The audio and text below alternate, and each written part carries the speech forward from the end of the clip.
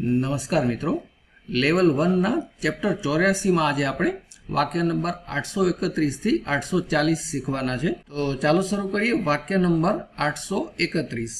I was going to do it yesterday. yesterday એટલે ગઈકાલ, tomorrow એટલે આવતીકાલ, today એટલે આજે. I was હું હતો, going to do કરવા જઈ રહ્યો હતો, it એ કામ, yesterday હું ગઈકાલે તે કરવા જઈ રહ્યો હતો અથવા કરવાનો હતો. જેમ કે આપણે કહેવું ને, એ તો હું કાલે જ કરવાનો હતો, કાલે જ એ કામ પૂરું કરી નાખવાનો હતો પણ વળી રહી ગયું, તો કહેવાય I was going to do it yesterday. ત્યાર પછીનું વાક્ય છે વાક્ય number 832. I wish Aman was here with us. I wish, વિશ કરવું એટલે ઈચ્છવું, ઈચ્છા હોવી કે ઈચ્છતો હોવું. I wish હું ઈચ્છું કે અમન વોઝ હિયર, અમન અહીં હોત, અહીં હોય અથવા અહીં હોત. વિથ અસ એટલે આપણી સાથે.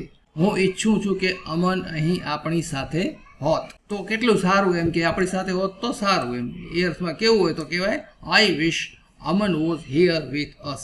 ત્યાર પછીનું વાક્ય છે વાક્ય number 833. You need this more than I do. You તમે, નીડ એટલે જરૂરત હોવી, ધીસ એટલે આ, મોર ધેન એના કરતાં વધારે, કોઈ પણ વસ્તુ કરતાં વધારે એમ કેવું હોય તો કહેવાય મોર ધેન. પછી આઈ ડુ હું કરું છું અથવા તો મને છે, જરૂર છે, તમારે વધારે એની જરૂર છે, એટલે કે મારા કરતાં તમને એની વધારે જરૂર છે. You need this more than I do.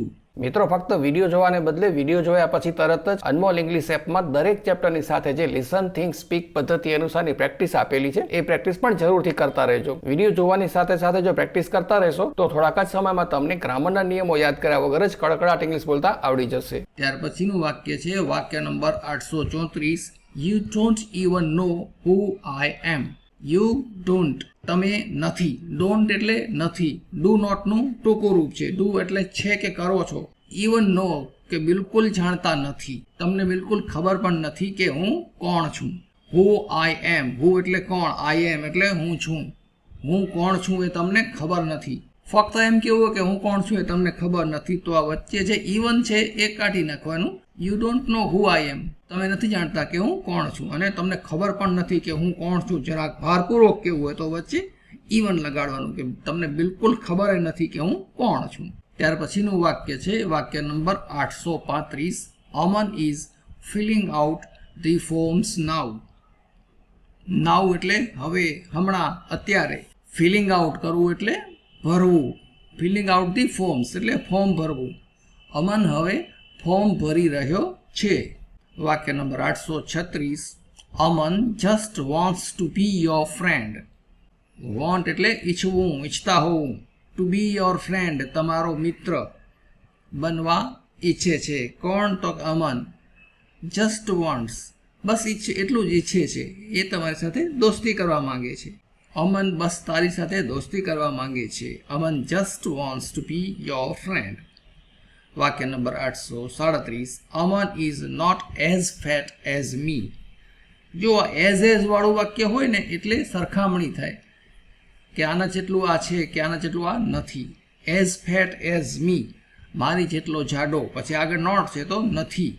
અમન મારી જેટલો જાડો નથી. વાક્ય number 838. I don't let my kids watch TV. Watch એટલે જોવું, પણ ધ્યાનથી જોવું, કારણ કે આપણે ટીવી ધ્યાનપૂર્વક જોતા હોઈએ ને, અજાણતે જોઈએ કાંઈ પણ વસ્તુ જે નજર સામે આવતી હોય એના માટે સામાન્ય રીતે સી વપરાય. સી એટલે પણ જોવું, SEE. સી એટલે જોવું. લુક એટલે નિરીક્ષણ કરીને એકદમ ધ્યાનપૂર્વક જોવું. અને વોચ કરવું એટલે ટીવી કે ફિલ્મ વગેરે જોવું. ખાસ કરીને ટીવી કે ફિલ્મ જોવા માટે વોચ શબ્દ આવે. અને આ જ સ્પેલિંગ WATCH નો અર્થ ઘડિયાળ પણ થાય. રિસ્ટ વોચ એટલે કાંડા ઘડિયાળ. આઈ don't let my kids watch TV. Kids એટલે બાળકો. લેટ કરવું એટલે મંજૂરી આપવી, પરવાનગી આપવી. અને ડોન્ટ ઇટ ડુ નોટનું ટૂંકું રૂપ છે, નથી આપતો મંજૂરી. હું મારા બાળકોને ટીવી જોવા દેતો નથી અથવા જોવાની મંજૂરી આપતો નથી. I don't let my kids watch TV. વાક્ય number 839. I don't know what's going on around here. પાછું ડોન્ટ નો એટલે જાણતો નથી. નો એટલે જાણવું, જાણતા હોવું, અને ડોન્ટ નો એટલે જાણતો નથી. આઈ એટલે હું જાણતો નથી. વોટ્સ એટલે વોટ ઇઝ. ગોઈંગ ઓન એટલે ચાલી રહ્યું છે. આઈ don't know what's going on, હું જાણતો નથી શું ચાલી રહ્યું છે. અરાઉન્ડ હિયર એટલે અહીં, આસપાસ. તો આખું વાક્ય આ રીતે થાય કે અહીં શું ચાલી રહ્યું છે તેની મને ખબર નથી. I don't know what's going on around here. વાક્ય number 840. I have to make an important call. I have સામાન્ય રીતે ત્યારે આવે કે ફરજિયાત હોય અથવા બહુ જરૂરી હોય. આઈ હેવ ટુ મેક મારે કરવાનો છે એક ઇમ્પોર્ટન્ટ કોલ, મહત્વનો કોલ કે મહત્વનો phone. I have to make an important call, મારે એક મહત્વપૂર્ણ કોલ કરવાનો છે.